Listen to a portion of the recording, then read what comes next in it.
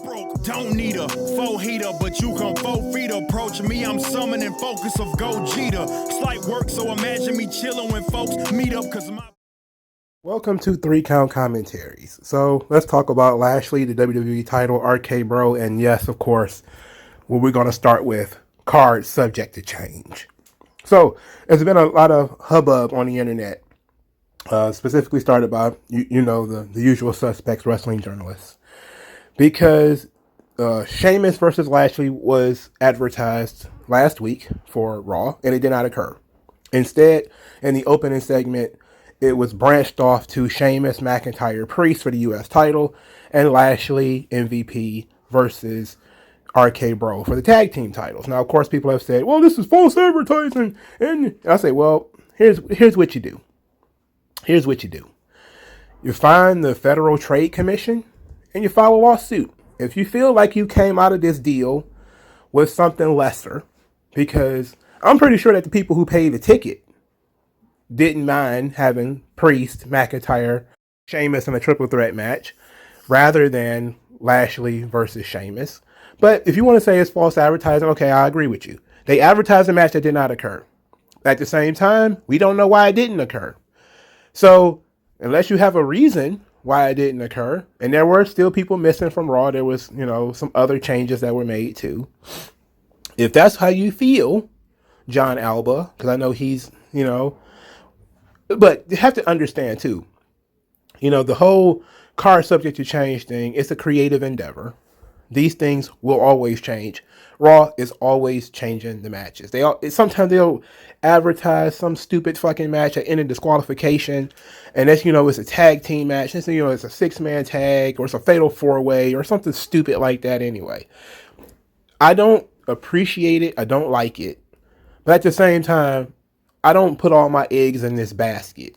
Like, oh my God, I don't think anybody sat down or bought a ticket specifically to see Sheamus versus Lashley, and then came out of Raw and said to themselves, I was gypped out of Sheamus versus Lashley. I could have saw that rather than Sheamus versus local competitor and Lashley versus local competitor. It was like, no, they went against people who were more over and the matches that made a lot more sense and within the story that they were telling anyway. And it was changed in the opening segment. So if you knew coming into the show, what was it, 15 minutes in or something like that they were changing the main event, that it wasn't going to be Lashley and Sheamus anymore, then it's up to you to continue watching the show. Now, the Bianca Belair and Sasha Banks thing, when they continued to promote a match that was not going to happen until the very moment that it was not going to happen, I will give you credit for that. If people want to complain about that, I am 100% with you on that. They could have done it a week ahead of time and said, Sasha Banks is having medical problems, she won't be there. And then we could have laughed and joked about how Sasha Banks broke her foot in Bianca Belair's ass, or however the case may be. But card subject to change means card subject to change. It means they will be changing the card. That's why they don't lay the entire card out. They do. Sometimes this is why Raw doesn't advertise matches in the first place. Because advertising things means people believe that you're stuck in stone when you advertise things. No, that's not the case. Was it misleading? Sure. If you bought a ticket just for that match, you do have a right to complain. I won't say people don't have a right to complain, but I'll just say that people are being very disingenuous when they do complain. And when things like this happen, you do supposed to consider whether you came out better or worse because of it, right? In this situation, I think everybody can agree we came out better. With the two better matches came out of this situation. They broke up the Lashley and Sheamus match. They gave us 2 matches that were inarguably better than that one match would have been, So I think we came out better. All in all, is it misleading? Sure. Is it false advertising? Sure. Is it something that's worth, going on tweet rants about? No. Raw is a live show. I said this, I literally just said this in the Eric Bischoff thing. If Raw had been taped, that match would have been taped when it occurred, and we wouldn't have this card subject to change bullshit. The card was still subject to change even then. But it would have been more likely that they would have just taped the match and it would have been in the can when they came up with it. rather than give themselves a week to change their fucking mind. That's the premium on live television. When you do live TV and you sit down and you say to yourself, we have to write TV, you're going to start changing stuff. I don't appreciate when they change things, but I do appreciate when things are changed for the better. Therefore, this situation was a change for the better. The Sasha Banks, Bianca Belair thing was a change for the worst. Because it could have been just as good with Becky Lynch and Bianca Belair, but we didn't get that. We got screwed out of that. So, in this situation, I don't see how we have room to complain because we came out better. So, let's talk about the show now. Now that I got off my chest all the complaints that people have been launching at me. Again, if you're one of those people who think, we should have had Lashley versus Sheamus, or WWE is always doing this, there is the federal government gets involved with these sorts of things. If that's what you want to do, call it up, file a complaint. I mean, there's no point in, being Alvarez or whoever and complaining on Twitter. Go to the federal government and say that WWE routinely announces these matches and then these matches do not occur, or they announce these segments and these segments do not occur. File a complaint. You as a consumer have the right to file a complaint. Do it. If you truly believe that you're being screwed, do it. And we'll see what comes out of it. I think it'll be magnificent content. Because then we can really find out what card subject to change really means. Because as far as I'm concerned, since I don't really emotionally invest in anything outside of the big main events, like big matches, like if they'd have canceled Cena and Roman Reigns, okay, yeah. I think most people would have been pissed, But a match that's kind of on the card, kind of throwaway match on Raw, I don't think people are going to be that upset about it. Everybody who kind of is upset about it is, it's phony outrage anyway for clicks and likes online. So let's move on. So now that I've discussed why Lashley and Sheamus not occurring and all that kind of stuff, let's talk about Bill Goldberg. So Bill Goldberg challenges Lashley, says that he's coming after the title, coming after his soul for what he did to his son, but he also said he needed to have knee surgery. Now, did that necessitate the change? Who knows? But now it just means that we're going to have Goldberg, Lashley, crown jewel in a situation that I don't want to be in because I ain't happy about this.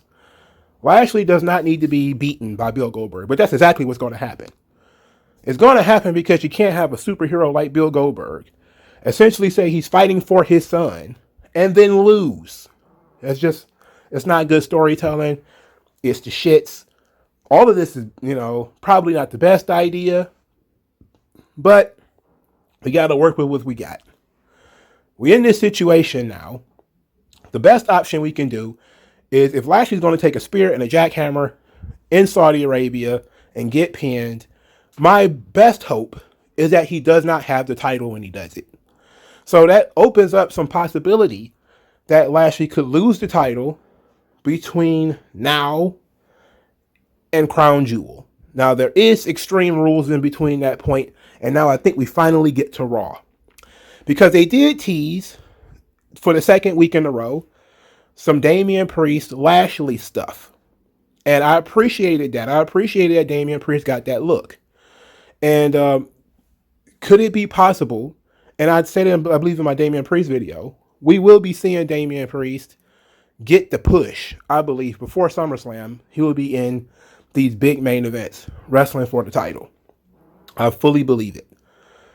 So, we're gearing up towards that now, but we don't know that, Lashley will be the guy he will be wrestling, even though it seems like it would probably be the best option. But then we have the tag team championship match, which was really good. It was a really fun match. It was hot, super hot. And it was really hot because of RK Bro. And I know that, I when you look at how people are reacting to RK Bro, man, that's Riddle, right? Because Riddle, for a long time, was carrying the torch for RK Bro, even when Randy wasn't there. And people were invested in Riddle's persona and invested in what Riddle is doing. And you can say, well, Randy, And I say, people have given Randy massive ovations for 10 years. This ain't because of just Randy. It's because of the Randy Riddle combination, because of the relationship that they put together. And like it or not, the RK Bro is killing it. They're doing a lot of good stuff. Now, I didn't particularly like the promo that Riddle and Randy did on Raw this week, but I did like their interaction because I love their interactions because Riddle goes too far. And then, Randy is just kind of gets annoyed. That's the dynamic that people like. Even if the content isn't particularly good. People like seeing Randy kind of shush Riddle or get annoyed with Riddle. It's fun to watch. And then they go in there and they have kick-ass matches. And that's fun to watch too. So they did the match. It should have been a disqualification the moment Amos grabbed Randy Orton. I have no idea why the referee didn't disqualify him. That was stupid. God, I hate logic holes like that.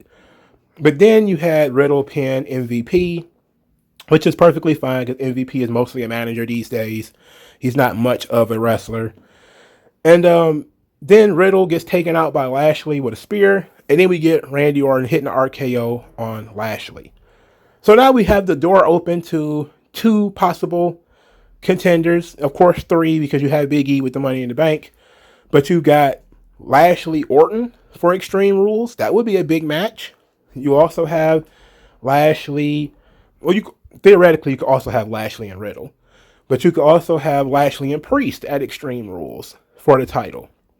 And I'm not sure which is the better option. I think for Lashley's legacy, Orton is the better option. And plus, you don't really want Damian Priest to get beat in that environment so early.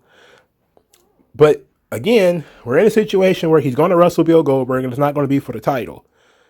So what are we going to do? Are we going to have the champion get beat flat? Because I don't see this being like some screw job. Bill Goldberg wins via small package. I don't see that happening. What the Saudis and people who like Bill Goldberg want to see is spear, jackhammer, 1, 2, 3. That's not the appropriate way to be the champion.